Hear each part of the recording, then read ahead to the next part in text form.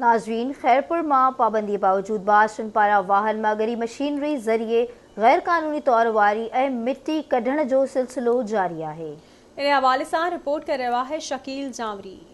खैरपुर में पाबंदी बावजूद बासरन पारां वाहन मां हेवी मशीनरी ज़रिए वारी ऐं मिट्टी खणण वारो सिलसिलो जारी आहे।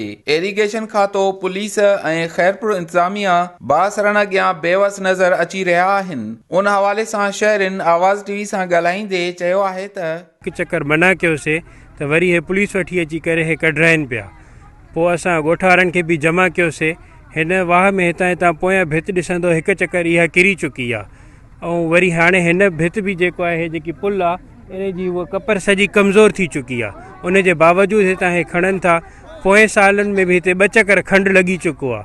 हिननि खे हिकु चक्कर असां मना कयोसीं। पोइ जॾहिं ॻोठ वारनि खे वठी आयासीं त इन शयुनि जूं धमकी था ॾियनि त असां सियासी माण्हू ऐं असां फलाणी अप्रोच रखूं था। त पोइ हाणे वरी वाह जी इहा हालत आहे। इरिगेशन वग़ैरह बि अञा इन में नथा अचनि।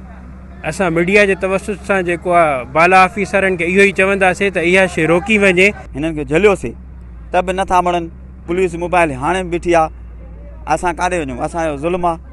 जेकॾहिं किरंदो त ॿीहर त असांखे पुल कोन ठाही मिलंदो रोज़ रोज़। हिननि खे महीनो थी वियो असां झले असांजो नथा ॿुधनि। नाइजाइज़ी असांजे मथां असांजा ॿार लुढ़नि था कनि था। हरी साहिब झलियो असां नौकर आहियूं। असां सां ज़ुल्म हले थो। हे ॾाढा ई करे असां ग़रीबनि सां ज़ुल्म था कनि। असांजा 5 कलाक कढी वियो बि मिटी खणी विया, पैसा बि खाई विया। असां सां इहो ज़ुल्म हले थो। असां ज़ुल्म थो हले। असां ग़रीब माण्हू वैल में पिया आहियूं।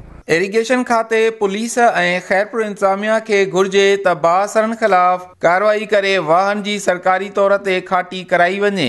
कैमरामैन महताब सां गॾु शकील जामरी, आवाज़ टीवी, खैरपुर।